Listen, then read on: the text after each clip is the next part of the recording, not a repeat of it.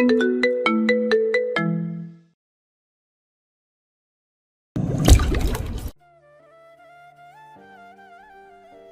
আগে বললে আমি হয়তো আরেকটু প্রিপারেশন নিয়ে আসতাম।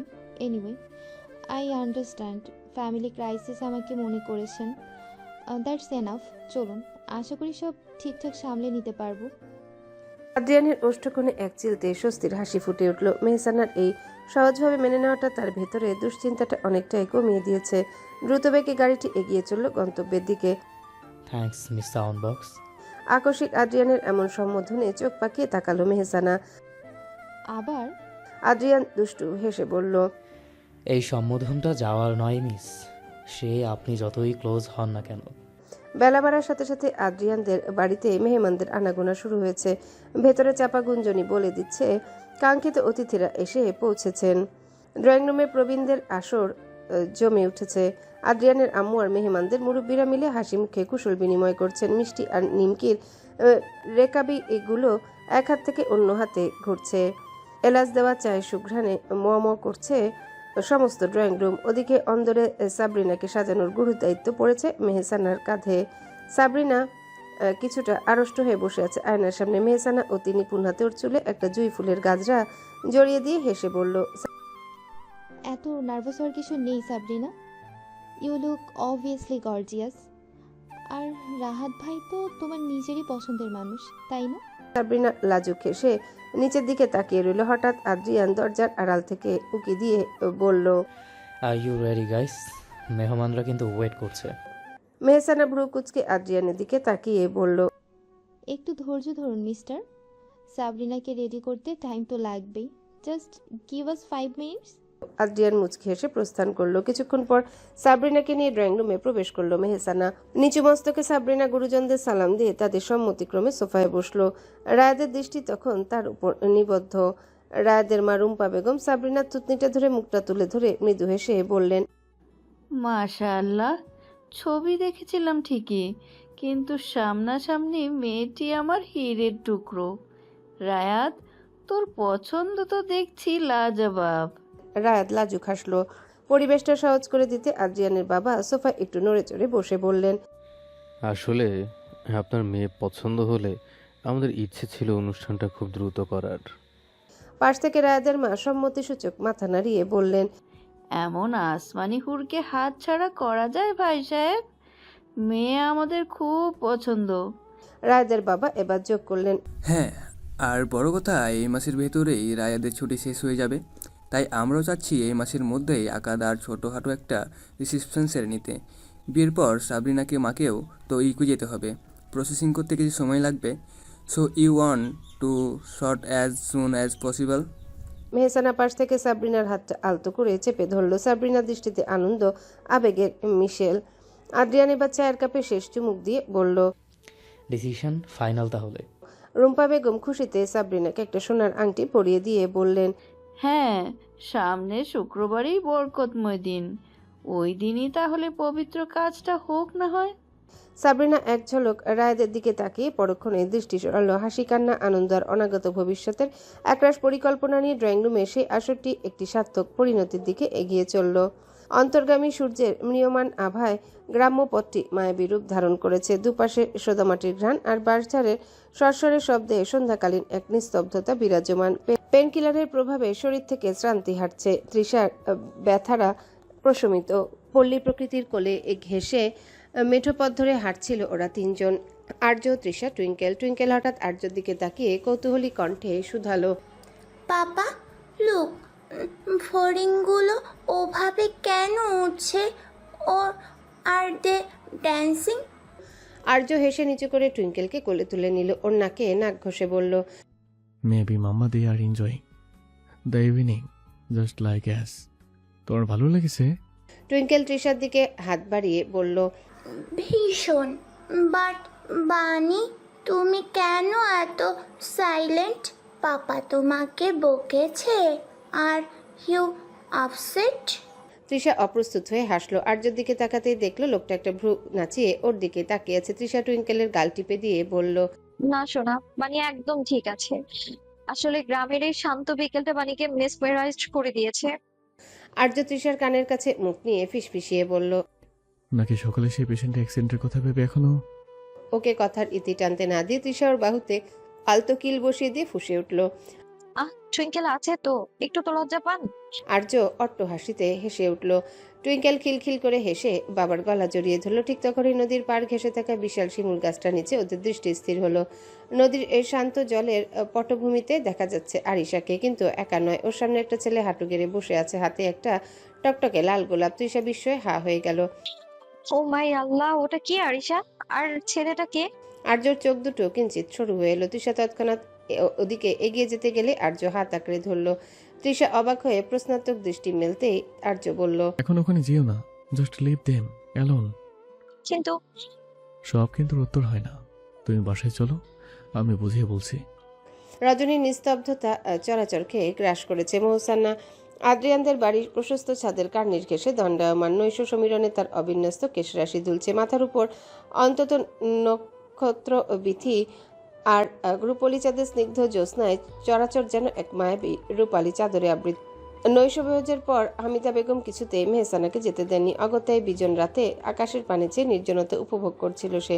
হঠাৎ পিছে পরিচিত পদধ্বনি কর্ণগোচর হতেই ফিরে তাকাতেই দেখল আদ্রিয়ান ধীর লয়ে ওর পাশে এসে দাঁড়িয়েছে। আপনি?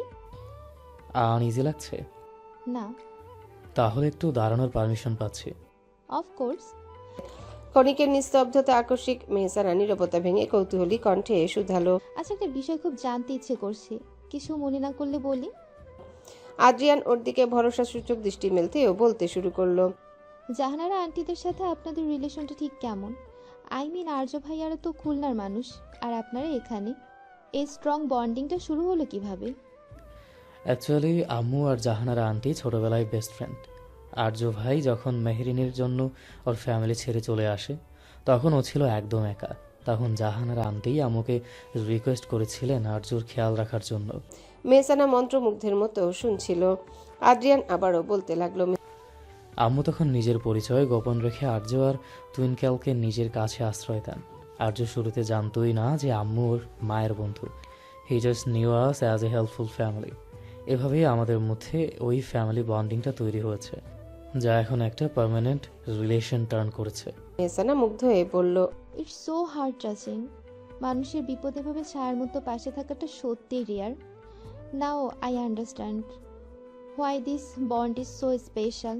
আদ্রিয়ান মেহসানা চোখের দিকে তাকিয়ে ধীরস্বরে বলল, লাইফে কিছু মানুষ ঠিক এভাবেই হুট করে আসে আর অজান্তেই জীবনের অবিচ্ছেদ্য অংশ হয়ে যায়। Like you miss sound box. শেষ কথাটা বড্ড আস্তে বলল আদ্রিয়ান, যার দরুন কর্ণগোচর হলো না মেহসানার। হঠাৎ নামা বিস্তর নিস্তব্ধতা যেন আকাশের নক্ষত্রদের সাথে মিতালি তৎপর হলো। ভোরের স্নিগ্ধতা কাটিয়ে সূর্য তার রক্তিম আভা ছড়িয়ে মধ্য গগনে আরোহণের প্রস্তুতি নিচ্ছে, অথচ এই স্নিগ্ধতা উপভোগ করার মতো মানসিকতা আজ নেই কারো। গৃহের প্রতিটি কোণ বিস্তর মনতায় নিমগ্ন। আজই ঢাকায় ফিরে যাবে তৃষার, অথচ পরিকল্পনা ছিল আরও সপ্তাহখানেক এখানে কাটানো। কিন্তু সাবরিনার বিয়ের খবর ছেদ পড়েছে তাতে। শায়লা বেগম সুটকেস গোছানোর নামে অগোচরে অশ্রু বিসর্জন করছেন, পরক্ষণে দক্ষ হস্তে আঁচলে আড়ালে লুকাচ্ছেন অশ্রুকণা। টুইঙ্কেল বারান্দায় তৌফিক নেওয়াজের সঙ্গে বসে ও তৌফিক নেওয়াজের আঙ্গুল টেনে বলল, মামাই আমি তো চলে যাচ্ছি, কিন্তু তুমি কিন্তু ওষুধ ঠিক মতো খাবে, হ্যাঁ? আর শোনো শোনো, প্রতিদিন সকালে ওই যে ভোরবেলায় উঠে তুমি আমার জন্য চকলেট আনতে না, এখন তো আমি থাকবো না, তাই তোমার ভোরবেলাতে ওঠা লাগবে না, ঠিক আছে? রেস্ট করবা। টুইঙ্কেলের বাচ্চামিপূর্ণ কথাগুলোতে চোখ ভিজে আসলো তৌফিক নেওয়াজের। কম্পিত হস্তে টুইঙ্কেলকে কাছে টেনে কোলে বসিয়ে তিনি বললেন, তোমাকে খুব মিস করবো মামুনি। টুইঙ্কেল ও মামার গলা জড়িয়ে আদুরে স্বরে বলল, আমিও তোমাকে খুব মিস করবো মামাই। সময় বাড়ার সঙ্গে সঙ্গে বিদায়ী প্রহর ঘনিয়ে আসছে। প্রকৃতিটাও আজ ভরাক্রান্ত যেন। সকাল থেকে কৃষ্ণকালো মেঘগুচ্ছ পুঞ্জীভূত হয়ে আছে উত্তর পাশে। তৃষাদের শ্যাওলাধরা গেটের বাইরে অপেক্ষমান আর্যর গাড়ি। টুইঙ্কেল তখনও তৌফিক নেওয়াজের কোলে। একে একে বিদায় নিয়ে রাস্তায় এসে দাঁড়িয়েছে তৃষারা। আরিয়ান আরিশা তৃষার সাথে আলাপ সেরে আর্যর পাশে এসে দাঁড়ালো। তৃষা যখন শায়লা বেগমের সাথে জরুরি কথোপকথন সারছে, পাশাপাশি তৌফিক নেওয়াজকে আর চোখে শাসিয়ে নিজের খেয়াল রাখার এক প্রচ্ছন্ন হুমকি দিতেও ভুলছে না। আর্য মৃদু আলিঙ্গন করলো আরিয়ানের সঙ্গে, অতঃপর আরিশার মাথায় স্নেহের পরশ বুলিয়ে প্রস্তুতি চূড়ান্ত করলো। তৃষাও ততক্ষণে আলাপ সেরে এগিয়ে এসেছে। আকাশের অবস্থা ভালো না থাকায় আর্য আর সময় ক্ষেপণ না করে তৎক্ষণাৎ গাড়িতে উঠল। তৃষা বসলো ওর পাশের সিটে। আর্য গাড়ি স্টার্ট দিতে টুইঙ্কেল তখন গাড়ির জানালা দিয়ে হাত নাড়িয়ে লন্ডনী সবার উদ্দেশ্যে চিৎকার করে বলল, মামাই, মামিয়া, দাদা ভাই, আপি, bye bye, you will come back soon. আঁকাবাঁকা মেঠো পথ ধরে ধীর লয়ে এগিয়ে চলল গাড়িটা। পথের দুধারে প্রাচীন বৃক্ষরাজি সারিবদ্ধ হয়ে দাঁড়িয়ে, ঘন ও পত্র পল্লবের অরণ্য বড্ড নিবিড়ভাবে ঘিরে আছে পথটাকে। ডালপালার ফাঁক দিয়ে ম্লান রৌদ্র রশ্মি এসে পড়ছে ধুলোমাখা প্রান্তরে। বাতাসের হিল্লোলে পাতাদের মর্মরধ্বনি ছাপিয়ে ছায়া নিবিড় বনবিথির বুক চিরে গাড়িটা ছুটে চলল নিরুদ্দেশের পানে। অবশেষে গাড়িটা ঢাকার কোলাহলে এসে পৌঁছেছে। তবে ততক্ষণে দিনমণি বিদায় নিয়ে আকাশের পটে কালিমালিপ্ত অন্ধকারের চাদর বিছিয়ে দিয়েছে। তৃষার কোলে মাথা রেখে নিশ্চিন্তে ঘুমে রাজ্যে পাড়ি জমিয়েছে ছোট্ট টুইঙ্কেল। তৃষা অবিরাম আদরে পরশ বুলিয়ে চলেছে টুইঙ্কেলের মাথায়, যাতে ওর ছোট্ট রাজকন্যা নিদ্রা যাপনে সামান্যতম বিঘ্নেরও সৃষ্টি না হয়। ওরা সরাসরি সাবরিনাদের বাসায় যাবে, তাই এতটা বিলম্ব হচ্ছে, নতুবা এতক্ষণে বাসায় পৌঁছে যাওয়ার কথা ছিল ওদের। তৃষার শরীরেও শ্রান্তি বাসা বেঁধেছে, ঝিমুনি দিয়ে ঘুম আসছে। তবে তন্দ্রাচ্ছন্নতা লাঘবে সর্বোচ্চ প্রচেষ্টা চালাচ্ছে ও। অবিরাম লড়াই করে যাচ্ছে অবাধ্য চোখের পাতার সঙ্গে। ঘুমের ঘোরে ওর মাথাটা বারবার নুয়ে পড়ছে, আবার পরক্ষণে সচেতন হয়ে সোজা হয়ে বসার আপ্রাণ চেষ্টা করছে ও। আধার ঘেরা রাজপথের নিয়ন আলোয় আর্য তীক্ষ্ণ দৃষ্টি নিবদ্ধ সামনের পথে। তবে মাঝে মধ্যেই তার চোখ চলে যাচ্ছে পাশের সিটে বসা মেয়েটার দিকে। দীর্ঘক্ষণিক বিশ্লেষণ পর্ব শেষে তৃষ্ণার এহেন কাণ্ডে আর্য চাপা হেসে বলল, ঘুম হয়েছে? নিস্তব্ধতা ভেঙে হঠাৎ ভেসে আসা আর্যর কণ্ঠে তৃষা ধরফরিয়ে সোজা হয়ে বসার চেষ্টা করলো। বড় বড় চোখ করে তন্দ্রা কাটানোর ব্যর্থ প্রয়াসে বলল, না না, কে বললো ঘুম আসছে? আমি তো একদম ঠিক আছি। আসলে দীর্ঘ জার্নি তো, তাই চোখটা একটু লেগে আসছিল হয়তো। স্টিয়ারিং হুইলে এক হাত রেখে ড্যাশবোর্ডের মিটমিটে আলোয় তৃষার বিধ্বস্ত চেহারার দিকে তাকিয়ে সে ধীরস্বরে বলল, এত মিথ্যা বলো কেন? চোখ দুটো তো পরিষ্কার বলেই দিচ্ছে তুমি কতটা টায়ার্ড। তৃষা একটু অপ্রস্তুত হয়ে মুখটা জানালার দিকে ফেরালো। অন্ধকার রাস্তার দুপাশে নিয়ন আলো ক্ষণিকের জন্য দৃশ্যমান, পরক্ষণে আবার মিলিয়ে যাচ্ছে। সে বিড়বিড় করে বলল, আসলে টুইঙ্কেল বলে তো, তাই ভাবলাম। তৃষার কথা শেষ হওয়ার আগেই আর্য বাধা দিয়ে বলে উঠল, বাসায় পৌঁছতে আধা ঘন্টা লাগবে, so I think you should take a nap. Trisha চোট ধরা পড়ার মতো করে মুখ করে তাকালো। আর্য এক হাত দিয়ে স্টিয়ারিং নিয়ন্ত্রণ করে অন্য হাতটা তৃষার দিকে প্রসারিত করে নিজের কাঁধটা সামান্য এগিয়ে দিল। সম্মুখে দৃষ্টি নিবদ্ধ রেখে বলল, don't be so stubborn, you need this rest. আর্যর এই আকস্মিক অধিকার বোধে তৃষার বুকের ভেতরটা কেমন যেন কেঁপে উঠল। এক নিবিড় প্রশান্তি ধেয়ে এলো সর্বাঙ্গে। ও আর দ্বিমত করল না। ঠোঁটের কোণে এক চিলতে লাজুক হাসি রেখা টেনে অতি সাবধানে টুইঙ্কেলকে সামনে নিয়ে নিজের মাথাটা আর্যর প্রশস্ত কাঁধে এলিয়ে দিল। তৃষার চুলের মৃদু সুবাস আর্যর নাসিকার রন্ধ্রে এসে বিঁধল। কাঁধে তৃষার ভার অনুভব করতে আর্যর মনে হলো এই মুহূর্তটুকু যেন অনন্তকালের জন্য থমকে যায়। ও অত্যন্ত সন্তর্পণে গাড়ির গতি আরও কমিয়ে দিল, যাতে সামান্যতম ঝাঁকুনিও তৃষার ঘুমের ব্যাঘাত না ঘটায়। আর্য এক পলক তৃষার প্রশান্ত মুখের দিকে তাকিয়ে মনে মনে বলল, স্লিপ টাইম মাই ডিয়ার, আমি তো আছি তোমার পাহারায়। ক্লান্তি চাদর মুড়ি দিয়ে তৃষাও ততক্ষণে তলিয়ে গেছে এক গভীর ঘুমের রাজ্যে। আধারভেদী রাজপথের নিস্তব্ধতায় আর্য একবার ঘাড় ফিরিয়ে পাশে তাকালো। তার প্রশস্ত কাঁধে তৃষার ভারহীন নির্ভরতা আর কোলে নিষ্পাপ টুইঙ্কেলের নিশ্চল ঘুমের দৃশ্য। আর্যের অধরে এক চিলতে স্নিগ্ধ হাসির রেখা ফুটে উঠল। অত্যন্ত সযত্নে ঝুঁকে পড়ে প্রথমে তার ছোট্ট রাজকন্যার কপালে পিতৃস্নেহের এক পলি বরস বুলিয়ে দিল। পরক্ষণে তৃষার ললাটে অবাধ্য হয়ে লুটিয়ে পড়া কয়েক গাছি রেশমি চুলে তার আঙুলগুলো আলতো করে খেলা করে গেল। পরম মমতায় সেগুলো কানের পিছে গুজে দিয়ে সে নিজের ঠোঁট ছোঁয়ায় তৃষার কপালে। পরদিন প্রভাত এক ব্যস্ততাময় স্নিগ্ধতা নিয়ে হাজির হয়েছে। কাল রাতে পৌঁছাতে অনেকটাই বিলম্ব হওয়ায় তৃষারা এক প্রকার শ্রান্ত দেহ নিয়ে ঘুমের রাজ্যে তলিয়ে গিয়েছিল। কিন্তু আজ সকাল হতে সেই নিঝুম পুরী যেন সহসা প্রাণোচ্ছল হয়ে উঠেছে। যদিও কথা ছিল অনুষ্ঠান হবে ছিমছাম, কিন্তু সম্ভ্রান্ত পরিবারের বড় মেয়ে বলে কথা, আর পাত্রপক্ষ তো যে সে নয়, তাই ছোটোখাটো আয়োজনে তকমা থাকলেও তোর জোরে তার লেশমাত্র নেই। মেহমানদের উপস্থিতিতে ড্রয়িং রুমে টেকা দেয় সাবরিনার মামা বাড়ি, দাদার বাড়ি লোকসহ বাদ পড়ে না একটা আত্মীয়। যদিও আখতার কথা শুক্রবার, তবে সপ্তাহে শুরু থেকে মেহমানদের আনাগোনা বড্ড ভারী। সেই ব্যস্ততা সামিল হয়েছে মোহসেনাও। আদ্রিয়ান এর বাবা আফজাল হোসেনের করা নির্দেশ, বিয়ে শেষ না অবধি এই বাড়ি থেকে এক চুলও নড়তে পারবে না। এদিকে এলাহি কান্ডোয়ার উৎসবের আমেজে সবচেয়ে বেশি বেগ পেতে হচ্ছে তৃষাকে। একে তো কাজের অন্তরে, তার উপর ছোট্ট টুইঙ্কেল আজ নাছোড়বান্দা। খাওয়ার নামগন্ধ নেই তার মুখে, বরং লোক লস্কর দেখে সে যেন দ্বিগুণ উৎসাহে ডানপিটে হয়ে উঠেছে। তৃষা এক বাটি খাবার হাতে নিয়ে বাড়ি এ মাথা ও মাথা হন্যে হয়ে ছুটছে। টুইঙ্কেল, মামুনি, লক্ষ্মী সোনা আমার, আর এক লোকমা খেয়ে নাও। দেখো কত লোকজন, বানিয়ে একটু পরে সব ব্যস্ত হয়ে পড়বে তো। টুইঙ্কেল তখন খুশিতে আত্মহারা। সে তৃষার কথা গায়ে মাখছে না, বরং খিলখিল করে হাসতে হাসতে ড্রয়িং রুমের সোফা চারিপাশ দিয়ে গোল গোল হয়ে দৌড়াচ্ছে। তৃষাকে দেখলেই সে ভেঙিয়ে বলছে, নো বানি, আই অ্যাম বিজি নাও। দেখো কত আঙ্কেল আন্টি, আমি এখন খাবো না। বলতে বলতে সে আবার এক দৌড়ে সিঁড়ির দিকে ছুটল। তৃষাও নাছোড়বান্দা, সেও পেছনে পেছনে ছুটছে। কিন্তু সিঁড়ির গোড়ায় আসতে ঘটল বিপত্তি। তাড়াহুড়ো করে টুইঙ্কেলকে ধরতে গিয়ে তৃষার পায়ের জুতাটা কার্পেটে আটকে গেল। ভারসাম্য হারিয়েও সামনের দিকে ঝুঁকে পড়তে যেতেই ভয়ে চোখ বুজে ফেলল। কিন্তু অপ্রত্যাশিত আঘাতের বদলে সে অনুভব করলো একজোড়া শক্ত বলিষ্ঠ হাতের বেষ্টনী। পতনের ঠিক আগ মুহূর্তে আর্য তাকে প্রায় পাজাকোলা করে ধরে ফেলেছে। ও এতক্ষণ ফোনের ওপাশে কারো সাথে গুরুত্বপূর্ণ আলাপ করছিল, কিন্তু তৃষার এই টালমাটাল অবস্থা দেখে ফোনটা কানে রেখে ক্ষিপ্র গতিতে এগিয়ে এসেছে। তৃষা কাপা কাপা চোখে তাকিয়ে দেখলো আর্যর তীক্ষ্ণ শীতল চোখ দুটো সরাসরি ওর দিকে নিবদ্ধ। আর্য ফোনটা পকেটে রেখে তৃষাকে সোজা করে দাঁড় করিয়ে দিল। হাত না সরিয়ে ভ্রু কুচকে গম্ভীর স্বরে শুধালো, আরে ক্রেজি, সিটির সামনে এভাবে কেউ দৌড়ায়? Just hope if you had fallen. Trisha তখনও হাঁপাচ্ছে। নিজেকে একটু সামলে নিয়ে বাটিটা দেখিয়ে অসহায় স্বরে বলল, তখন তোমাকে কে খাওয়াবে বলো তো? দেখুন না টুইঙ্কেলকে, সকাল থেকে কিছুই মুখে দিচ্ছে না, শুধু সারা বাড়ি টম এন্ড জেরি করে খেলে বেড়াচ্ছে। আর্য এবার টুইঙ্কেলের দিকে তাকালো। বাবার গম্ভীর চেহারা দেখে টুইঙ্কেল থমকে দাঁড়িয়ে পড়েছে। আর্যর চোখের ইশারায় সে গুটি গুটি পায়ে এগিয়ে এলো। আর্য নিচু হয়ে টুইঙ্কেলকে কোলে তুলে নিল। ওর নাকে আলতো টোকা দিয়ে বলল, সো প্রিন্সেস ইজ হ্যাভিং হার বানি এ হার্ড টাইম হো। টুইঙ্কেল মাথা নিচু করে কাচুমাচু করে বলল, বাবা, আই ওয়াজ জাস্ট প্লেইং। আর্য তৃষার হাত থেকে বাটিটা নিজের হাতে নিল। তারপর তৃষার দিকে এক পলক তাকিয়ে মৃদু হেসে বলল, গো অ্যান্ড ফ্রেশন আপ, তোমাকে অনেক টায়ার্ড দেখাচ্ছে।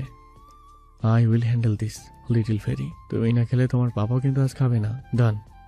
টুইঙ্কেল অমনি হাঁ করে মুখ বাড়িয়ে দিল। আর্যর এমন হঠাৎ শান্ত কর্তৃত্বপূর্ণ আচরণে তৃষা অপলক চেয়ে রইল। বাবা মায়ের খুনসুটি যেন এক চিলতে শান্তির প্রলেপ বুলিয়ে দিচ্ছে ওর ক্লান্ত হৃদয়ে। আর্য এক লোকমা খাইয়ে দিয়ে তৃষার এমন দৃষ্টিতে ভ্রু উচালো। কি দেখছো এভাবে? প্রেমে পড়ে গেলে নাকি আবার? তৃষা অপ্রস্তুত হয়ে দ্রুত মুখ সরিয়ে নিল। সদ্য ফোটা কৃষ্ণচূড়ার রক্তিম আভা ছড়িয়ে পড়ল ওর শ্বেত শুভস্ত্র মুখশ্রীতে। কোনো কথা না বলে দ্রুত পায়ে কিচেনের দিকে পা বাড়ালো। এদিকে ওর এমন কাণ্ডে পিছু মৃদু হাসলো আর্য। হ্যালো হ্যালো, কে বলছিস? শুনতে পাচ্ছি না। হ্যালো। বিয়েবাড়ির উৎসব মুখর কোলাহলে যখন সবাই ব্যস্ত, তখন ড্রয়িং রুমের পেছনে ছোট অলিন্দে এক চিলতে নির্জনতা খুঁজে নিয়েছিল মেহসানা, কিন্তু সেখানেও শান্তিপদ জো নেই। আকস্মিক এক ভরাট কণ্ঠে ওর চিন্তার সুতাটা ছিঁড়ে গেল। মেহসানা আর চোখে তাকিয়ে দেখলো আদ্রিয়ান এক হাতে ল্যাপটপ আর অন্য হাতে ফোন কানে চেপে সেখানে এসে দাঁড়িয়েছে।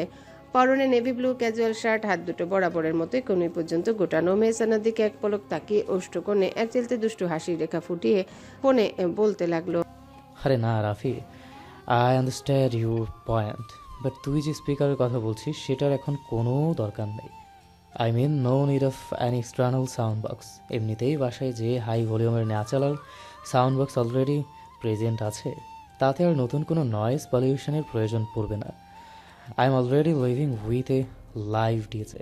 মেহসানা এতক্ষণ ফল কাটার চামচ হাতে নিয়ে বেশ শান্তভাবে কাজ করছিল, কিন্তু আদ্রিয়ানের মুখে সাউন্ড বক্স আর লাইভ ডিজে শব্দ দুটো কর্ণগোচর হতে ওর কান দুটো খরগোশে নিয়ে খাড়া হয়ে গেল। চট করে ঘুরে দাঁড়িয়ে চোখ দুটো শুরু করে আদ্রিয়ানের দিকে তিল ধারণের ন্যায় এক তীক্ষ্ণ চাহনি নিক্ষেপ করলো। আদ্রিয়ান ফোনটা কেটে দিয়ে বিন্দুমাত্র বিচলিত না হয়ে ল্যাপটপটা একপাশে টেবিলে রাখলো। মেহসানার এই রাগত রূপটা ও যেন বড্ড বেশি উপভোগ করে। মেহসানা হাতের চামটা ঠেলিয়ে ঠকাস করে নামিয়ে রেখে কোমরে হাত দিয়ে তেরাসরে বলল, মিস্টার ল্যাম্পোস্ট, আপনি কি নিজের সীমাটা ইদানিং একটু বেশি পার করছেন না? কার সাথে ফোনে কথা বলছেন আর কাকে ইনডাইরেক্টলি টোন্ট মারছেন? আমি কিন্তু বোকা নই। আদ্রিয়ান আলস্য ভরে টেবিলের কোণে হেলান দিয়ে দাঁড়িয়ে 2 হাত বুকে আড়াআড়ি করে বাঁধল। চোখে মুখে প্রচ্ছন্ন কৌতুক নিয়েই অশ্লেষাত্মক কণ্ঠে বলল, ওয়াও, সেলফ রিয়ালাইজেশন একেই বলে। আমি তো কারোর নাম নিইনি মিস মেহসানা, কিন্তু আপনি যেভাবে চোর ধরবার মতো রেক করলেন তাতে তো রান্নাঘরে কে? আমি তো কলা খাইনি, প্রবাদটাই সত্যি মনে হচ্ছে। So are you expecting that you are the one and only sound box of this house? Mehsana রাগে রিরি করে উঠে একদম এগিয়ে এসে বলল, ইউ নো হট, আপনার এই সার্কাজম আর ইরিটেটিং বিহেভিয়ার কোনো নর্মাল মানুষের পক্ষে সহ্য করা ইম্পসিবল। আমারই ভুল হয়েছিল আপনার মতো একটা লোককে ভালো হয়ে গিয়েছেন ভাবা। আজ তো ঘোরার দিন, ভুতুম প্যাচার নানা। মেহসানার এমন গালিতে হো হো করেছে ইতিমধ্যে। হুতুম পেচার নানা, সিরিয়াসলি? আপনার এই ক্রিয়েটিভ গালিগালাজ শোনার জন্যই তো আমি অধীর আগ্রহে ওয়েট করি। ইউ নো হোয়াট, এই বিয়েবাড়ির এত নয়েজের মধ্যেও আপনার এই তেরা কণ্ঠস্বরটা আমার কানে একদম ডিফারেন্টলি টিউন করে। So don't stop your live performance, I am already a fan. মেহসানার রাগে রক্তিম বর্ণ ধারণ করেছে ইতিমধ্যে। ও হাতের কাটা চামচটা আদ্রিয়ানের দিকে উঁচিয়ে চিবিয়ে চিবিয়ে বলল, listen to me very carefully mister lamppost. আর একটাও ফালতু কথা বললেই চামচ দিয়ে আপনার এই ব্রিলিয়ান্ট ল্যাপটপের 12টা বাজিয়ে দেব। Understand? Just get lost from here. Adrian 2 হাত তুলে আত্মসমর্পণের ভঙ্গি করে বাঁকা হেসে বলল, ওকে ওকে, কাম ডাউন মাই লেডি ডন। ল্যাপটপটা আমার চান, সো এটার উপর দয়া করুন। আমি যাচ্ছি, বাট রিমেম্বার, আপনি যতই ঝগড়া করুন না কেন, এই ল্যাম্প পোস্ট কিন্তু আপনার এই হাই ভলিউম সাউন্ড ছাড়া একদম light. So keep it up. বলে আদ্রিয়ান এক চিলতে দুষ্টু হাসি আভাস মুখমণ্ডলে বিদ্যমান রেখে পা বাড়ালো ড্রয়িং রুমের উদ্দেশ্যে। মেহসানার প্রস্থান পথের দিকে তাকিয়ে রাগে পা ঠুকে বিড়বিড় করলো। অবশেষে উন্মোচিত প্রতীক্ষার জবনিকা। কাঙ্ক্ষিত দিন, একজোড়া তৃষিত হৃদয়ের আরাধ্য লগন। শুক্রবার বেলা 1:45। বিবাহ উপলক্ষে সমগ্র বাড়িটা রীতিমতো জনাকীর্ণ উদ্যানে পরিণত হয়েছে। জুম্মার নামাজ আনতে পবিত্র কালাম সাক্ষী রেখে সম্পন্ন হবে ওদের আগ। দুটি প্রাণ বাধা পড়বে অনুরাগের অবিচ্ছেদ্য বন্ধনে চিরতরে। তপ্ত দ্বিপ্রহরের সূর্যটা যখন মধ্য গগনে থিতু হয়েছে শারিনার কক্ষে, তখন কিঞ্চিত লোকশূন্যতা। বাইরের হট্টগোল আর উৎসবের কলরব ছেটে ফেলে সেথায় বিরাজ করছে এক প্রশান্ত শীতলতা। এসির মৃদু গুঞ্জনে তপ্ত তনুমন নিমিশে জুড়িয়ে যাচ্ছে। আয়নার সামনে আসীন সাবরিনা। পার্লার থেকে আসা রূপটান শিল্পীরা নিপুণ হাতে শেষ তুলির আঁচড় দিচ্ছেন তার অবয়বে। লাল চলির আড়ালে আজ তাকে স্বপ্নলোকের কোনো পরী বলে ভ্রম হওয়াও অস্বাভাবিক নয়। কাজী সাহেব জুম্মার নামাজের পরপরই উপস্থিত হবেন, হাতে সময় বড্ড কম, অথচ প্রতিটা মুহূর্ত যেন উত্তেজনার পারদ জড়িয়ে দিচ্ছে। সাবরিনার বিপরীতে বসে আছে একদল রূপবতী মৃত্তিকা, মহসিনা আর তৃষা। প্রত্যেকের পরনে একই রঙের লেহেঙ্গা। তারা মূলত কোনো গুরুতর ব্যাপারে আলাপচারিতা সারছে। আচমকা দরজার ওপাশ থেকে ছোট্ট পায়ে দ্রুত শব্দ শোনা গেল। দুপায়ে এক প্রকার দৌড়ে এসে তৃষাকে জাপটে ধরল মানবরূপী ছোট্ট পরি টুইন। মিষ্টি কণ্ঠে তৃষাকে জড়িয়ে ধরে উচ্ছ্বসিত হয়ে বলল, bunny, you look so gorgeous today. তোমাকে পুরোই ফেরি লাগছে।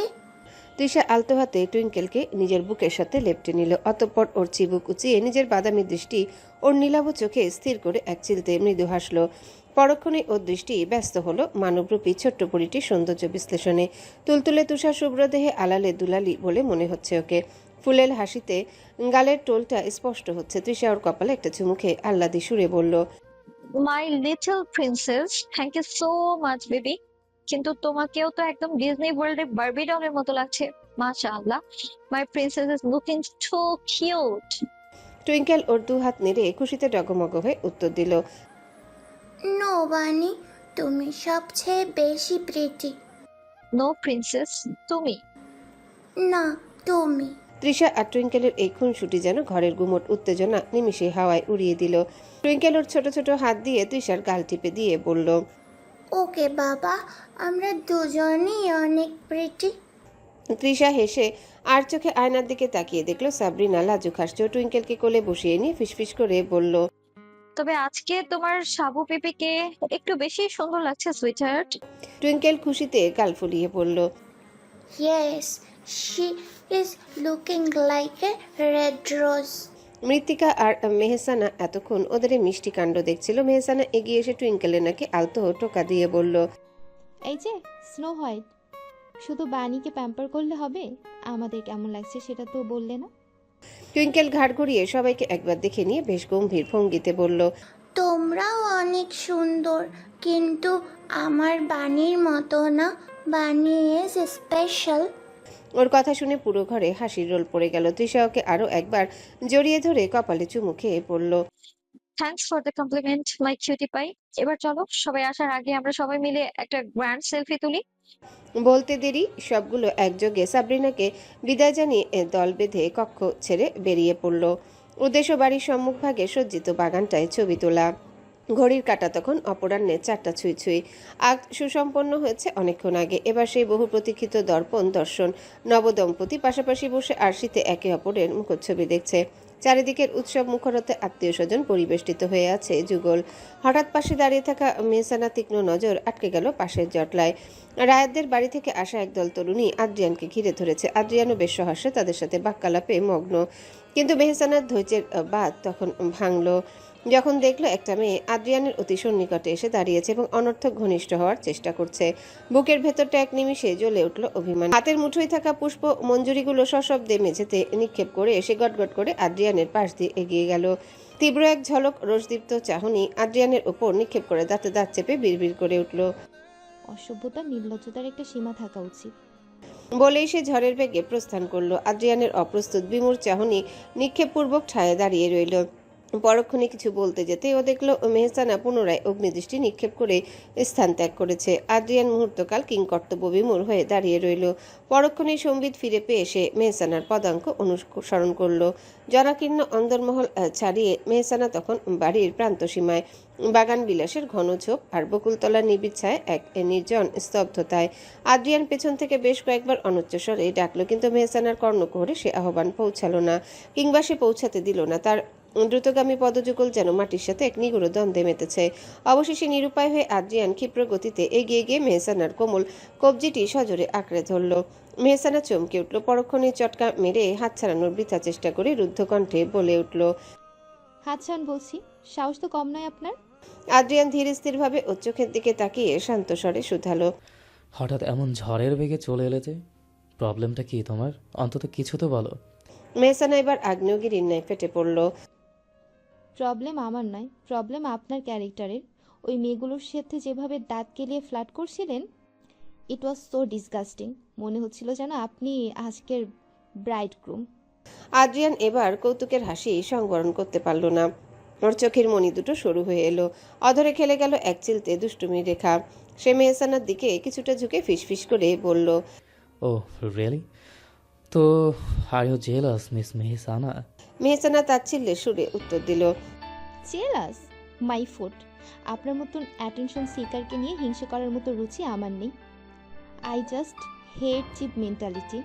আদ্রিয়ান ওর হাতটা আরো একটু নিবিড় করে ধরে বলল, আরে come on miss, they are just guest. আমি শুধু ফর্মালি কথা বলছিলাম। You know, I don't care about them.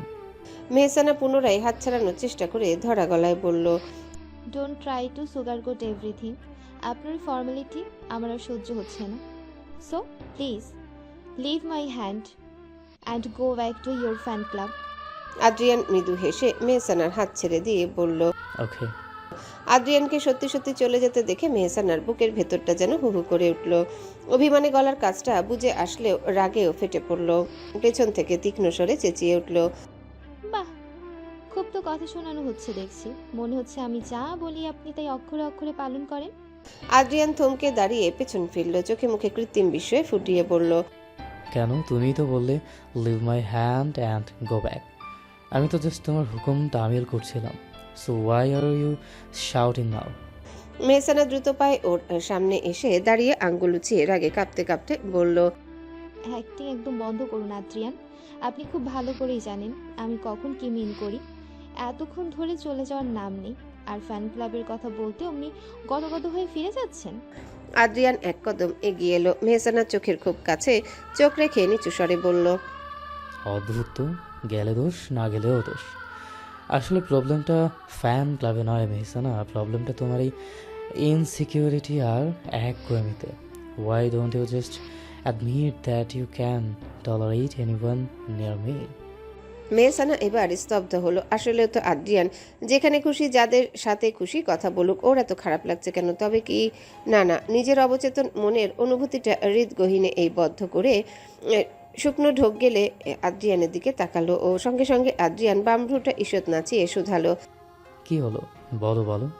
Mehsana প্রত্যুত্তর করলো না, মুহূর্তের মাঝে পিছনে ঘুরলো, কৃত্রিম গাম্ভীর্য টেনে এনে গজগজ করতে করতে প্রস্থান করলো সেখান থেকে। এদিকে তৃষা যখন হন্তদন্ত হয়ে টুইঙ্কেলকে খুঁজে ফিরছে, দোতলার ওই দীর্ঘ জনশূন্য করিডোর ধরে হাঁটছিল, হঠাৎ এক জোরালো টানে ওর গতিপথ রুদ্ধ হলো।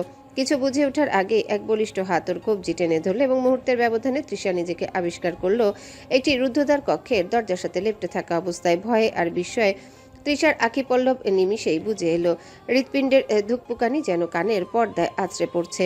কাপা কাপা গলায় আর্তনাদ করতে যাবে তখনই নাকে এসে লাগলো নীলগিরি পাইন বনের সজীবতার কথা মনে করিয়ে দেওয়া অতি পরিচিত সেই পারফিউমের ঘ্রাণ।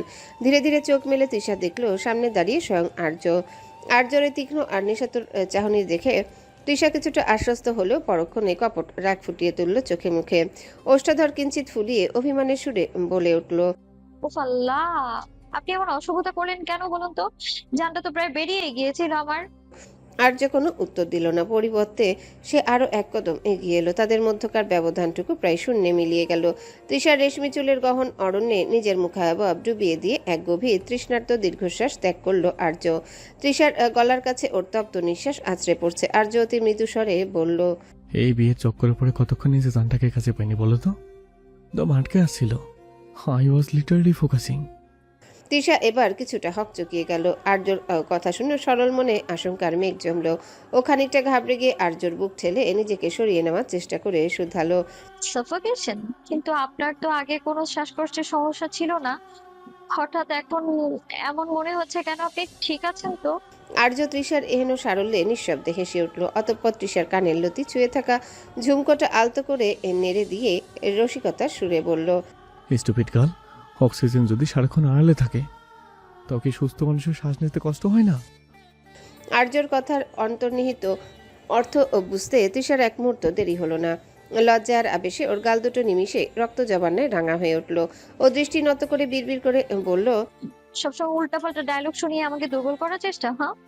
আর্য এবারও চিবুকটা আলতো করে উঁচিয়ে ধরল। ওর গভীর দৃষ্টি তৃষার কম্পিত ওষ্ঠা ধরে স্থির করে বলল, it's not just a dialogue Disha, it's a reality. সারাদিন শুধু টুইঙ্কেল আর বন্ধুদের নিয়ে বিজি থাকা, একটা বারো কি এই অভাগা লোকটার কথা মনে পড়েনি? Don't you miss me at all? Trisha আর্যর বুকের বোতাম নিয়ে অন্যমনস্কভাবে খেলতে খেলতে অস্ফুট স্বরে বলল, মনে পড়ার সময় দিলে তো?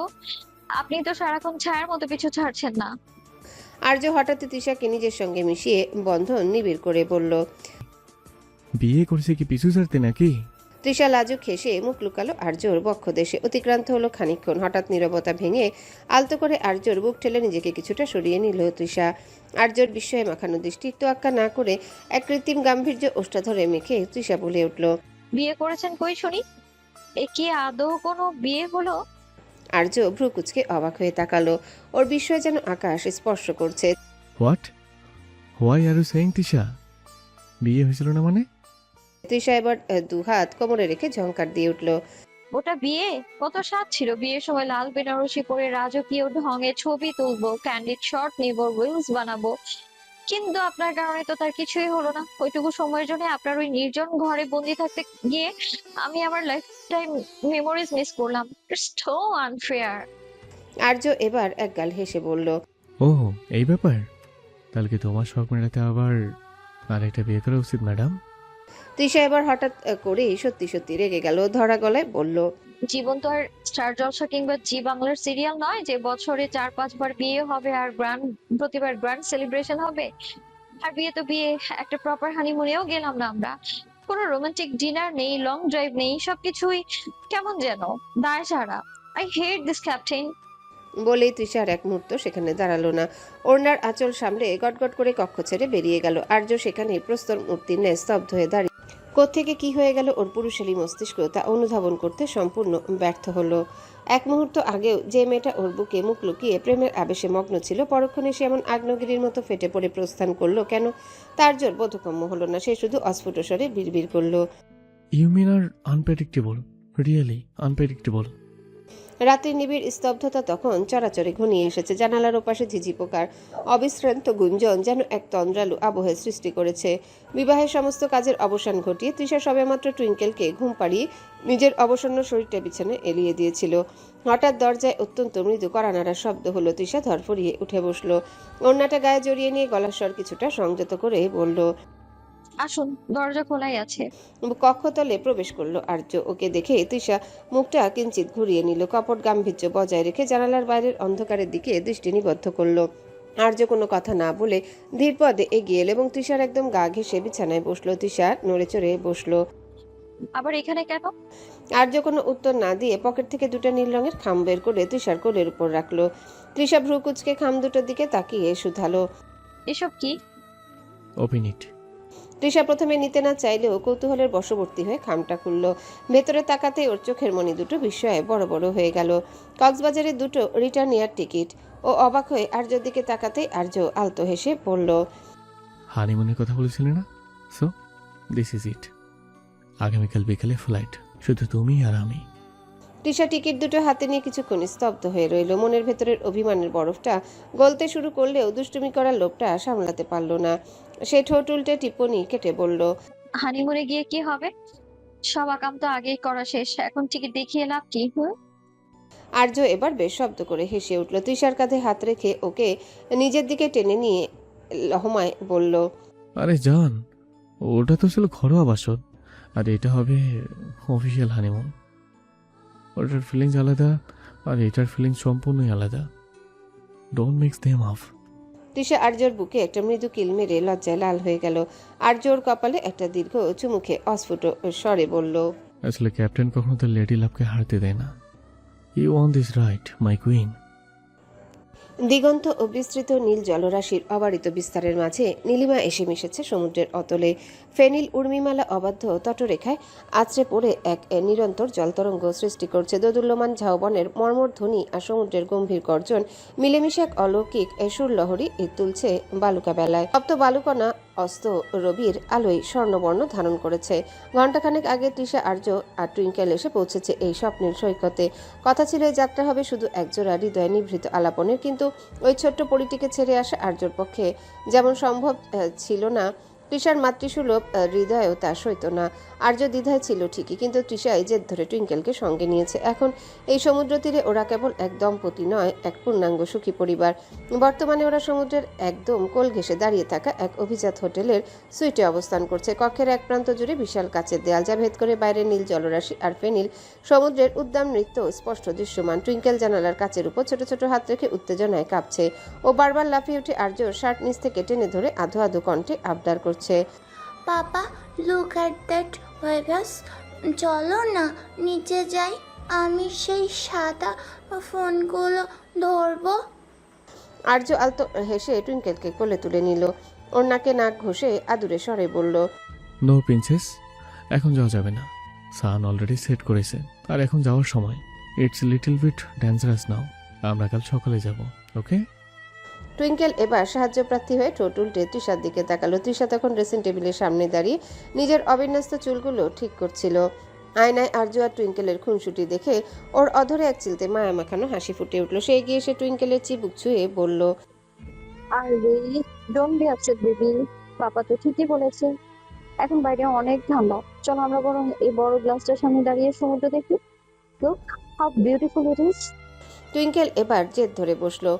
না বানি, I want to go now, please papa, just for 5 minutes. আর্য অসহায় ভঙ্গিতে তৃষার দিকে তাকিয়ে ফিসফিস করে বলল, নিন ম্যাডাম, সামলান আপনার মেয়েকে। ওকে নিয়ে আমার রোমান্টিক হানিমুন এখনই বেবিটা আউট হয়ে যাচ্ছে। তৃষা হাসতে হাসতে আর্যর হাত জড়িয়ে ধরল। আর্যর কাঁধে মাথা রেখে বাইরে রক্তিম আকাশের দিকে তাকিয়ে বলল, কাম অন ক্যাপ্টেন, এই যে আমরা তিনজন একসাথে এই বিশাল সমুদ্রের সামনে দাঁড়িয়ে আছি, এর চেয়ে রোমান্টিক আর কি হতে পারে বলুন তো? This is our perfect moment. Just feel the vibe. Arya এক হাত দিয়ে তৃষাকে নিজের বলিষ্ঠ বক্ষে টেনে নিল আর অন্য হাতে টুইঙ্কেলকে আগলে রাখলো। জানালার ওপাশে তখন সমুদ্রের নীল জলরাশি ক্রমে অন্ধকারে চাদরে ঢাকা পড়ছে। আর্য তৃষার কপালে একটা আলতো চুমু খেয়ে বলল, ইউ আর রাইট মাই লাভ। তোমাদের দুজনকে পাশে নিয়ে এই স্বর্গের গর্জন শোনাও যেন এক অপাতিব সুখ। আই এম দ্য লটারিসমেন্ট ইন দিস ওয়ার্ল্ড। টুইঙ্কেল ওদের কথোপকথনের মাঝে আহ্লাদি সুরে বলল, love you papa, love you বানি। তৃষা টুইঙ্কেলের কপালে গভীর স্নেহে চুম্বন এঁকে দিয়ে আদুরে স্বরে বলল। আই লাভ ইউ টু জান। আর্য এতক্ষণ মুগ্ধ নয়নে মামের মিষ্টি মুহূর্ত অবলোকন করছিল, কিন্তু তৃষার মুখে শুধু মেয়ের প্রতি ভালোবাসার বহিঃপ্রকাশ দেখে সে এবার অভিমানের নাটক শুরু করলো। বাচ্চাদের মতো ঠোঁট উল্টে কৃত্রিম গাম্ভীর্য ফুটিয়ে তুলে ও বলল, বাহ, বেশ তো। শুধু নিজের মেয়ের বেলায় তো যত সব লাভ ইউ টু, আর এদিকে হাজবেন্ড যে 24 ঘন্টা আই লাভ ইউ বলে মুখের ফেনা তুলে ফেলে, তার বেলায় কোনো রিপ্লাই নেই। This is totally unfair Trisha. আর্যর এমন অতি নাটকীয় কাণ্ড দেখে তৃষা নিজের হাসি সংবরণ করতে পারল না। সে আর্যর দিকে তাকিয়ে কৌতুকের সুরে বলল, আল্লাহ, আপনি সারাক্ষণ এমন বাচ্চাদের মতো কেন করেন বলুন তো? মাঝে মধ্যে তো আমার মনে হয় আমাদের টুইঙ্কেল আপনার চেয়ে বেশি ম্যাচিওর। আর্য এবার তৃষার একদম কাছে সরে এসে ওর কানে ফিসফিস করে বলল, ম্যাচুরিটিতে কি হবে? রোমান্টিক হাজবেন্ড হওয়াটাতেও আসল। আর তুমি তো ভালো করে জানো তোমার একটা লাভই শোনার জন্য আমি কতটা বেকুল মাই লাভ। সো হোয়াই সো কিপটা মি মাই কুইন। তৃষা এবার আর্যর মণি বরাবর দৃষ্টি নিবদ্ধ রেখে লজ্জার আবেশে আচ্ছন্ন হয়ে পড়ল। বাইরের সাগরের গর্জন তখন যেন ওদের হৃদয়ের স্পন্দনের সাথে তাল মেলাচ্ছে। তৃষা আর্যর শার্টের কলারটা ঠিক করে দিতে দিতে নিচু স্বরে বলল, জানেন তো সব, তাও কেন বারবার বলাতে চান? কজ আমি শুনতে চাই। ওকে বাবা, I love you too. Happy now? No. আকস্মিক আর্যর এমন গুরুতর ভাবে তৃষা ভরকালো, বিস্মিত নয়নজোড়া চঞ্চল হয়ে উঠল। কেন? আমি তোমার বাপ লাগি? তৃষা ভাষা হারিয়ে ফেললো। যেন সামান্য এইটুকু ভুলে মানুষ এতটা গম্ভীর হয়ে যায়। আরে ভাই, আমি তোমার ভাই? আরে okay okay, love you too my captain. এবার হ্যাপি? আর্যর মুখটা এবার তৃপ্তির হাসিতে ভরে উঠল। ও তৃষাকে আর টুইঙ্কেলকে আরো নিবিড় করে নিজের বাহু বন্ধনে জড়িয়ে নিয়ে জানালার বাইরের আধার আচ্ছন্ন প্রকৃতির পানে চেয়ে বলল, not just happy my love, I feel like I own the whole world. Twinkle ওদের এই রোমান্টিক আবহ বুঝতে না পেরে মাঝখান থেকে খিলখিল করে হেসে উঠে বলতে শুরু করলো, papa is a baby, papa is a baby. Arya আর তৃষা দুজনাই ওর হাসিতে যোগ দিল। পরিপূর্ণতায় ভরে উঠল সুইটটি। কাল সকালেই মানে? এত দ্রুত আমি বাসায় ফিরবো কি করে আব্বু? আর এখন তো রওনা দেওয়া সম্ভব না, ইতিমধ্যে সন্ধ্যা 6টা বাজে। মেহসানার বিস্মিত কণ্ঠ উপেক্ষা করে অপর পাশ থেকে মাহতাব সাহেব বললেন, দ্রুত আসার চেষ্টা কর মা, ইমার্জেন্সি বলেই তো তোকে ফোন দিয়েছি। আচ্ছা, আমার কি হয়েছে? মেহসানার দুশ্চিন্তাগ্রস্ত কণ্ঠে থমকালেন মাহতাব সাহেব। ক্ষণকাল নিশ্চুপ থেকে গুরুতর কণ্ঠে বললেন, না। বাবার কণ্ঠটা আজ ভরসাযোগ্য ঠেকল না মেহসানার কাছে। কোথাও যেন সেই বরাবরের ন্যায় বিশ্বাসের স্থানটা অনুপস্থিত। আচ্ছা আব্বু, আমি চেষ্টা করছি আসার। তুমি আমার খেয়াল রাখো। আল্লাহ হাফেজ। বলতে দেরি সঙ্গে সঙ্গে উপাস থেকে সংযোগ বিচ্ছিন্ন হওয়ার টুটটুট শব্দ হলো। মেহসানা পাথরের মতো নিশ্চল হয়ে দাঁড়িয়ে রইল কিছুক্ষণ। বাবার সংক্ষিপ্ত কণ্ঠস্বর ওর বুকের ভেতরটা এক অজানা আশঙ্কায় ভারী করে তুলেছে। অস্থিরতা সীমা ছাড়াতে মেহসানা কাপা কাপা হাতে ফোনটা তুলে নিয়ে ডায়াল করলো আদ্রিয়ানের নাম্বারে। রিং হওয়ার প্রতিটা মুহূর্ত ওর কাছে এক একটা যুগের মতো দীর্ঘ বলে বিবেচিত হচ্ছে। ক্ষণকাল বাদে ভেসে আসলো আদ্রিয়ানের কণ্ঠস্বর। হ্যালো। আবেগ অবদমনে ব্যর্থ ও মেহসানা কম্পিত কণ্ঠে ব্যতিব্যস্ত স্বরে বলল, হ্যালো আদ্রিয়ান, আপনি আপনি কি একবার আসতে পারবেন? I mean right now. Adrian তৎক্ষণাৎ পরিস্থিতি আঁচ করতে পেরে উদ্বিগ্ন স্বরে শুধালো, মেহসানা, কি হয়েছে? Why do you sound so upset? Are you okay? Mehsana জানালার বাইরে লোনা হাওয়ায় দোদুল্যমান পাতাবাহার বৃক্ষে তাকিয়ে ধরা গলায় বলল, আই ডোন্ট নো। আব্বু ফোন করেছিল, কিন্তু কিন্তু আমার খুব ভয় করছে। আমার কিছু হলো না তো? প্লিজ আপনি একবার আসুন না। আদ্রিয়ান নিজেও বেশ চিন্তিত মেহসানার এমন কণ্ঠে, তবুও পরিস্থিতি সামলাতে ওপাশ থেকে দৃঢ় কণ্ঠে বলল, কাম ডাউন মেহসানা, ডোন্ট প্যানিক। আমি এখানেই আসছি, just give me 10 minutes, I am on my way. তুমি প্যাক করা শুরু করো। যদি কাল সকালেই বেরোতে হয় তবে আমাদের মেন্টালি প্রিপেয়ার্ড থাকতে হবে। Okay, stay strong, I am coming. Minute 10 অতিক্রান্ত হতেই আদ্রিয়ানের কালো রঙের গাড়িটা এসে থামলো মেহসানার ভাড়া বাসার সম্মুখে। নিস্তব্ধ নিশীথে হেডলাইটের তীব্র আলোকচ্ছটা যেন অন্ধকারকে বিদীর্ণ করছে। ওদিকে মেহসানা ততক্ষণে কোনো মতে নিজেকে প্রস্তুত করে নিয়েছে, কিন্তু তার অবয়বের চিরাচরিত সজীবতা আজ বিলীন। চোখে মুখে একরাশ দুশ্চিন্তার কালিমা আর ললাটের উদ্বেগের রেখা স্পষ্ট। আদ্রিয়ান গাড়ি থেকে দ্রুত পদক্ষেপে নামতেই দেখলো মেহসানা দাঁড়িয়ে আছে, হাতে তার ছোট ট্রাভেল ব্যাগ। ওর ফ্যাকাশে মুখ আর কম্পিত ওষ্ঠাধর আদ্রিয়ানের বুকে বিষাক্ত তীরের ন্যায় বিঁধল। সে কাছে এসে মেহসানাকে আশ্বস্ত করতে শান্ত স্বরে বলল, মেহসানা, লুক অ্যাট মি। নিজেকে এভাবে ভেঙে ফেললে চলবে না। It's not the end the world. হয়তো অতটা সিরিয়াস কিছু হয়নি যতটা তুমি ভাবছো। মেহসানা ধরা গলায় উত্তর দিল, কিভাবে শান্ত থাকবো বলতে পারেন? আব্বুর এই কণ্ঠস্বর, I know him so well, he was hiding something very dark. আমার হাত পা ঠান্ডা হয়ে আসছে। আদ্রিয়ান ওর হাতটা নিজের উষ্ণ হাতের মুঠোয় নিয়ে ধীর স্বরে বলল, don't worry, I am with you. আমরা এখনই রওনা দিচ্ছি, চলো। মেহসানা গাড়িতে উঠে বসতে আদ্রিয়ান উঠে গাড়ি স্টার্ট দিল। পেছনের জানালার কাছ দিয়ে মেহসানা একবার সেই অন্ধকার পথের দিকে তাকালো। রাতের নিঝুম স্তব্ধতা ভেদ করে গাড়িটা দ্রুতগতিতে মহাসড়কের দিকে এগিয়ে চলছে। মেহসানার মনের ভেতর সহস্রটা প্রশ্নের ঝড় বইছে। আদ্রিয়ান এক হাতে স্টিয়ারিং ধরে অন্য হাতটা বাড়িয়ে দিয়ে মেহসানার হিমশীতল হাতের উপর রাখলো। এক নিবিড় আশ্বাসে সে অস্ফুট স্বরে বলল, জাস্ট রিল্যাক্স মেহসানা। আশা করছি খুব দ্রুতই পৌঁছে যাব আমরা। Trust me, everything will be all right. Mehsana কোনো উত্তর দিল না, শুধু বড় একটা দীর্ঘশ্বাস ফেলে সিটে মাথা এলিয়ে দিল। জানালার বাইরে দ্রুতবেগে পিছিয়ে যাওয়া সোডিয়াম বাতির হলদেটে আলোয় ওর ফ্যাকাশে মুখটা বড্ড নির্জীব দেখাচ্ছে। আদ্রিয়ান ওর অস্থিরতা কমাতে মৃদুস্বরে পুনরায় শুধালো, আঙ্কেল কি আর কোনো কল করেছিলেন? আই মিন, কোনো ক্লু কে দিয়েছেন যে ঠিক কী ধরনের ইমার্জেন্সি? মেহসানা ক্লান্ত নয়নে আদ্রিয়ানের দিকে তাকিয়ে মাথা নাড়ল, ধরা গলায় বলল, না, আব্বুর কথাগুলো কেন জানি খুব রহস্যময় ঠেকছে। I am feeling so helpless. Adrian ওর হাতের উপর সামান্য চাপ দিয়ে অভয় দিয়ে বলল, ডোন্ট বি সো নেগেটিভ। আমি তো তোমার সাথেই আছি। মাঝ পথে কোনো ক্যাফে খোলা থাকলে আমরা কফি ব্রেক নেব। তোমার ব্রেইনে একটু রেস্ট দেওয়া দরকার। Just try to close your eyes for a while. ভোরের আলো ফুটেছে বেশ খানিকক্ষণ। সৈকতের বালুকা বেলা এখন অনেকটা শান্ত। কেবল দু একজন প্রাতঃভ্রমণকারীর পদচিহ্ন আঁকা পড়ছে সেখানে। তৃষা, আর্য আর টুইঙ্কেল তিনজনেই এখন হোটেলের নিচে সমুদ্রের কাছাকাছি এক ছিমছাম ক্যাফেতে বসেছে। ঝাউবনের ফাঁক দিয়ে আসা ভোরের বাতাস তৃষার খোলা চুলে বিলি কাটতে তৎপর। আর্য পরনে হালকা নীল রঙের লিনেন শার্ট, চোখে সানগ্লাস। টুইঙ্কেলকে নিজের কোলে বসিয়েও সযত্নে ফ্রেঞ্চ টোস্ট খাইয়ে দেওয়ার চেষ্টা করছে। তবে টুইঙ্কেলের মন পড়ে আছে বালুকা বেলায় আছড়ে পড়া সেই ফেনিল ঢেউগুলোতে। ও ছটফট করতে করতে বলল, পাপা ফিনিশ ফার্স্ট, আমি ওই স্যান্ড ক্যালেস বানাবো। লুক, ওই বাচ্চাটা বানাচ্ছে। আর্য হেসে টুইঙ্কেলের গালে টিপ দিয়ে বলল, ওয়েট প্রিন্সেস, আগে ব্রেকফাস্ট শেষ করো। Unit energy to build a big castle, right? বানিয়ে কি দেখো ও কত লক্ষ্মী মেয়ের মতো খাচ্ছে। তৃষা তখন হাতে কফির মগ নিয়ে সমুদ্রের দিগন্ত রেখার দিকে আনমনে চেয়েছিল। আর্যর কথা শুনেও মৃদু হেসে কফিতে একটা চুমুক দিল। তৃষা আর্যর দিকে তাকিয়ে মুগ্ধ স্বরে বলল, জানেন এই সময়টা কত পিসফুল, মনে হয় পৃথিবীতে জাস্ট থমকে গিয়েছে আমাদের জন্য।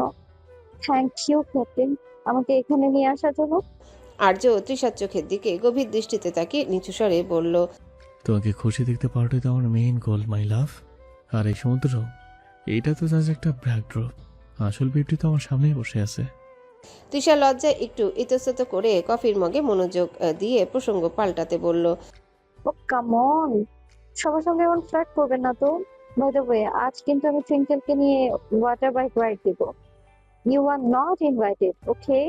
আর্য এবার কৌতুকের সুরে ভ্রু নাচিয়ে বলল, ও রিয়েলি? ক্যাপ্টেনকে বাদ দিয়ে water bike? It's like a heart সারা বডি। দেখবে মা সমুদ্রকে আমাকে মিস করবে। সো বেটার হয় আমাদের তিনজনকে একসাথে ইনভাইট করলে। টুইঙ্কেল এবার দুহাত তুলে চেঁচিয়ে উঠল, ইয়েস, অল থ্রি। পাপা বানিয়াট মি। তৃষা হেসে ফেলল। আর্য ওর হাতটা টেবিলের উপর নিজের হাতের মুঠোয় নিয়ে আলতো চাপ দিল। তৃষা চোখ পাকিয়ে তাকাতে আর্য বন্ধন আরো জোরালো করে অগোচরে চোখ টিপ দিল ওকে। ঘড়ির কাঁটা তখন সকাল 9টা ছুঁই ছুঁই। আদ্রিয়ানের গাড়িটা মেঠো পথের একদম শেষ প্রান্তে এসে থমকে দাঁড়ালো। সামনে গলিটা এতটাই সংকীর্ণ যে চাকা ঘোরানোর উপায় নেই। আদ্রিয়ান ইঞ্জিন বন্ধ করতে গভীর নিস্তব্ধতা যেন ওদের চারিপাশকে আষ্টে পিষ্টে জড়িয়ে ধরল। যান্ত্রিক পদক্ষেপে গাড়ি থেকে নামলো মেহসানা। অতঃপর আদ্রিয়ানের দিকে এক ঝলক তাকিয়ে শুধু বলল, আমার পিছু পিছু আসুন। ব্যাস আর কোনো বাক্য ব্যয় না করে দ্রুত পদক্ষেপে এগোতে শুরু করলো। গলি পথ ধরে এগোনোর সময় মেহসানা দেখলো রাস্তার মোড়ের পরিচিত মুখগুলো করুণ দৃষ্টি মেলে ওর দিকে তাকাচ্ছে। তবে সেই দৃষ্টি উপেক্ষা করে মেহসানা যত দ্রুত সম্ভব বাড়ির দিকে এগোলো। ও দ্রুত পায়ে সরু গলিটা পেরিয়ে পরিচিত উঠোনে এসে দাঁড়াতে ওর বুকের ভেতরটা যেন আছড়ে ভাঙলো। টিন শেডের দোতলা বাড়ির বিশাল উঠানটাতে তিল ধরনের জায়গা নেই। আত্মীয় স্বজনের উপচে পড়া ভিড় টেনে টুলে কোনো মতে এগুলো মেহসানা। ওর প্রতিটা কদম যেন সহস্র মন ওজনের পাথরের ন্যায় ভারী হয়েছে আজ। পর্দার ওপারে উঠানের মাঝখানে রাখা কাঠের খাটিয়াটি নজরে আসতে মেহসানা থমকে দাঁড়ালো। ওর চোখের মণি দুটো স্থির হয়ে হৃৎপিণ্ডের স্পন্দন মুহূর্তের জন্য থেমে গেল। সাদা কাফনের কাপড়ে মোড়ানো একটা নিথর দেহ সাহিত্য সেথায়, মুখমণ্ডলটুকু কেবল উন্মুক্ত রাখা হয়েছে। সেই চিরচেনা প্রশান্ত মুখ যার আঁচলে মেহসানা একদিন সমস্ত আবদার আর নিশ্চিন্ত আশ্রয় খুঁজে পেত। মেহসানা নিজের চোখকে বিশ্বাস করতে পারছে না। মস্তিষ্ক শূন্য এবং কোনো মতে টলমল পায়ে খাটিয়ার পাশে গিয়ে বসে পড়ল। কম্পিত হাত বাড়িয়ে মায়ের শীতল কপালে স্পর্শ করে বলল, আম্মু, এই আম্মু, তুমি এখানে শুয়ে আছো কেন? অতঃপরও একবার চারিধারের মানুষের দিকে তাকিয়ে বলল, আচ্ছা, আমার আম্মু এখানে শোয়া কেন? আর আমার আম্মু তো অনেক ভোরে ঘুম থেকে ওঠে, এতক্ষণ তো ঘুমায় না, তাহলে আজ ওঠেনি কেন? ও মায়ের মৃতদেহ পাগলের মতো ঝাঁকাতে শুরু করলো। ও আম্মু, উঠবা না? দেখো আমি আসছি তো, শরবত বানিয়ে দিবা না আমায়? আম্মু। মাহতাব সাহেব ততক্ষণে মেয়ের পাশে এসে দাঁড়িয়েছেন। উনি কাঁধে হাত রাখতে মেহসানা রক্তলাল দৃষ্টি কেনে তার দিকে তাকিয়ে বলল, আব্বু, তুমি না বললাম আম্মু ঠিক আছে, তাহলে আম্মু এখনো ওঠেনি কেন? দেখেছো, এজন্যই বললাম তুমি অন্তত আম্মুর খেয়াল রাখো, ঠিক মতো ওষুধগুলো দাও। নিশ্চিত আবার দুর্বল হয়ে পড়েছে। মেয়ের আর্তনাদে শুষ্ক কপল গড়িয়ে দুফোঁটা অশ্রুকণা গড়িয়ে পড়ল মাহতাব সাহেবের। তিনি মেয়েকে উঠাতে গিয়েও ব্যর্থ হলেন। মেহসানা ধুলোবালির মধ্যে হাঁটু মুড়ে বসে পড়ল। পুনরায় মায়ের সমগ্র মুখে হাত বুলিয়ে বলল, এই আম্মু, উঠছো না কেন? মেহসানা উন্মত্তের মতো পুনরায় মায়ের নিথর দেহটা ঝাঁকাতে শুরু করতে ভিড়ের মধ্যে থেকে একজন মুরব্বী এগিয়ে এলেন। তিনি মেহসানার হাত দুটো শক্ত করে চেপে ধরলেন। অভিজ্ঞ চোখ ভিজে আসতে চাইলেও তিনি কণ্ঠস্বর কঠোর করে বললেন, থামো মা, এভাবে মুদ্রাকে নাড়াতে নেই, ওদের শরীরে বড় ব্যথা লাগে, ছেড়ে দাও ওকে। মেহসানা শূন্য চোখে তাকিয়ে বলল, ব্যথা লাগবে কেন? আম্মু তো ঘুমোচ্ছে, ও তো কিচ্ছু বলছে না। মুরব্বী এবার সইতে না পেরে ধমকে সুরে বলে উঠলেন, পাগলামি করিস না সোহানা, তুই কি বুঝতে পারছিস না তোর মা আর নেই? তোর মা মারা গেছে, ও আর কোনোদিন চোখ মেলবে না। মারা গেছে দুটো শব্দ তপ্ত সীসার মতো মেহসানার কানে গিয়ে বিঁধল। চারিপাশের পৃথিবীটা হঠাৎ কেমন যেন দুলে উঠল। চোখের সামনে সবকিছুই ঝাপসা হয়ে আসছে। সে অসংলগ্ন পায়ে উঠে দাঁড়ালো। ভিড়ের মধ্যে দিয়ে চোখ গেল গেটের ওপাশে। পর্দার আড়ালে আবছা ভাবে আদ্রিয়ানকে দাঁড়িয়ে থাকতে দেখা যাচ্ছে। মুহূর্তেই মেহসানা হিতাহিত জ্ঞান হারিয়ে এক উন্মাদের মতো দৌড়ে গেল আদ্রিয়ানের কাছে। আদ্রিয়ান তখন বাইরে থাকা লোকজনের কাছে সব শুনে স্তম্ভিত হয়ে দাঁড়িয়েছিল। মেহসানার শার্টের হাতা খামচে ধরে আর্তনাদ করে উঠল, ডাক্তার সাহেব, এই যে ডাক্তার সাহেব শুনুন, আপনি তো মস্ত বড় ডাক্তার, আপনি তো অনেক মুমূর্ষু রোগীকে বাঁচিয়ে তোলেন। আমার আম্মুর কি হয়েছে একবার দেখুন না। আদ্রিয়ান স্তব্ধ হয়ে মেহসানার রক্তলাল অশ্রুসিক্ত চোখের দিকে তাকিয়ে রইল। মেহসানা ওকে টানতে টানতে উঠোনের দিকে নিতে চাইলো আর বলতে লাগলো, সবাই বলছে আম্মু নাকি মারা গেছে, ওরা কিচ্ছু জানে না। আপনি চলুন, আম্মুকে একটা ইঞ্জেকশন দিয়ে কিংবা অক্সিজেন দিন, ও তো এখনই জেগে উঠবে। আপনি সুস্থ করে দিন না ওকে প্লিজ। মেহসানার এই বুক ফাটা আহাজারিতে উপস্থিত সবার চোখ ভিজে এলো। আদ্রিয়ান কোনো কথা বলতে পারল না।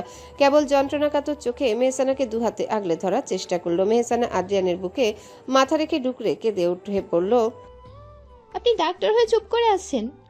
একবার বলুন যে ওরা মিথ্যা বলছে, একবার বলুন আম্মু এখনই চোখ মেলবে। দীর্ঘক্ষণের জ্ঞান শূন্যতার সমাপ্তি ঘটে অবশেষে চেতনা ফেলল মেহসানার। হঠাৎ ওর বোধ হলো ও যেন এক অতলান্ত অন্ধকার গহ্বর থেকে উঠে আসছে। চোখের পাতা দুটো মেলতে এক তীব্র যন্ত্রণা অনুভূত হলো। অবিরাম ক্রন্দনের ফলে ফুলে রক্তিম বর্ণ ধারণ করেছে ওগুলো। নাসারন্ধ্রে এখনো কাঁচামাটির আর আগরবাতির ঘ্রাণ লেগে আছে। মায়ের কবরের উপর আছড়ে পড়ে কাঁদতে কাঁদতে কখন যে সে নিথর হয়ে গেছিল তার হিসেব নেই।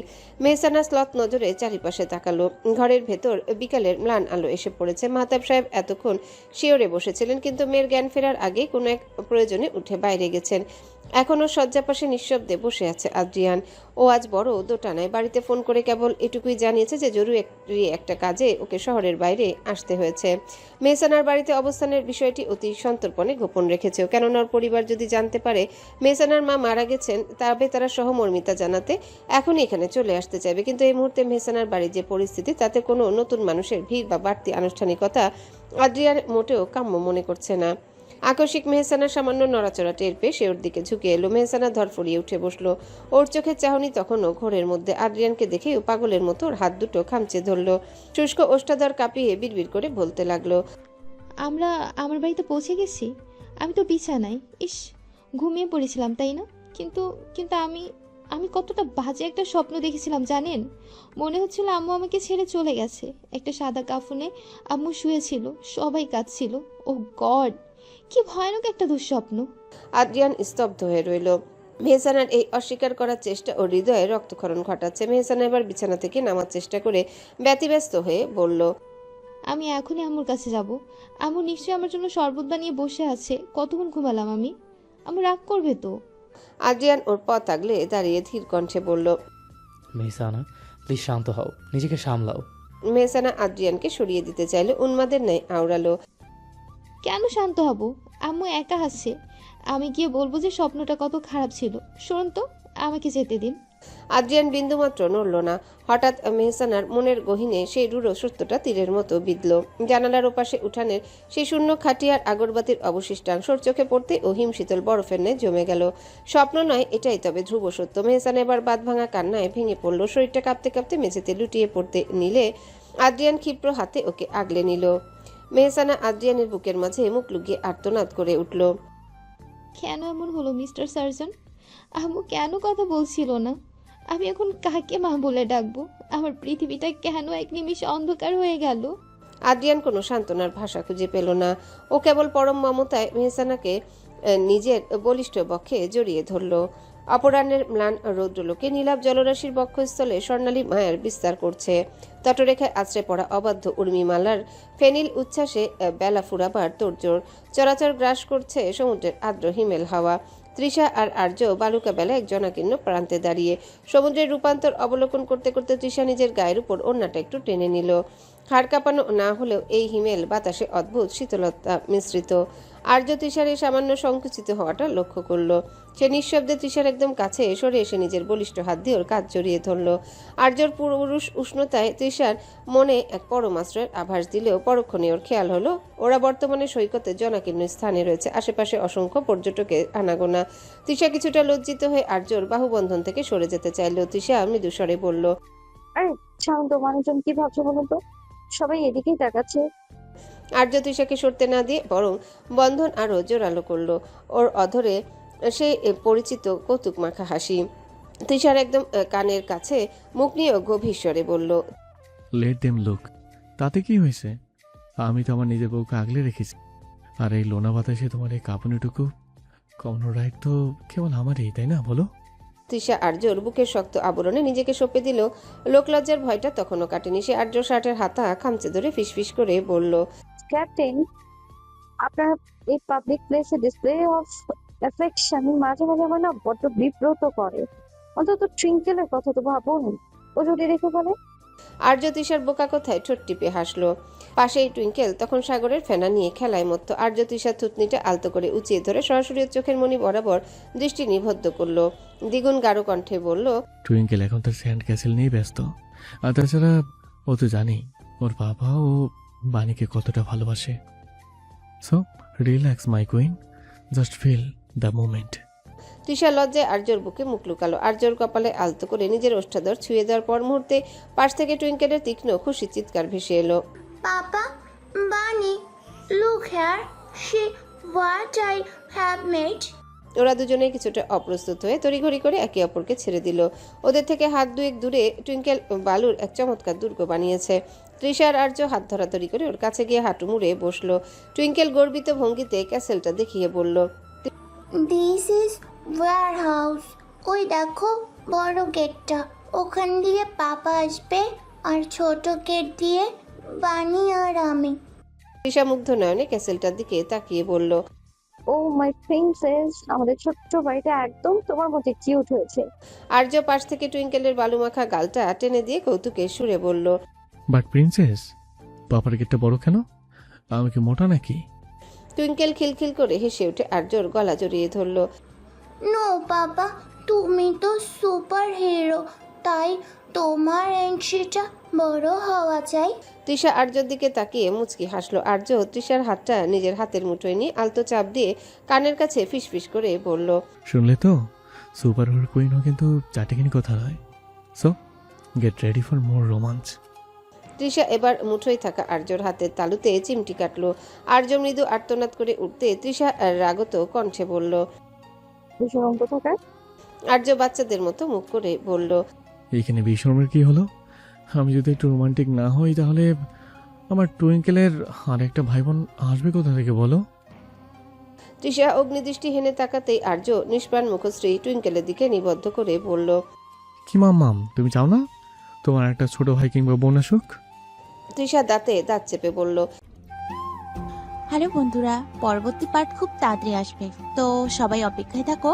আর চ্যানেলটি যারা এখনো সাবস্ক্রাইব করনি তারা পরবর্তী পার্ট দেখার জন্য চ্যানেলটি সাবস্ক্রাইব করে রেখো। ধন্যবাদ সবাইকে, আমাদের সাথেই থেকো।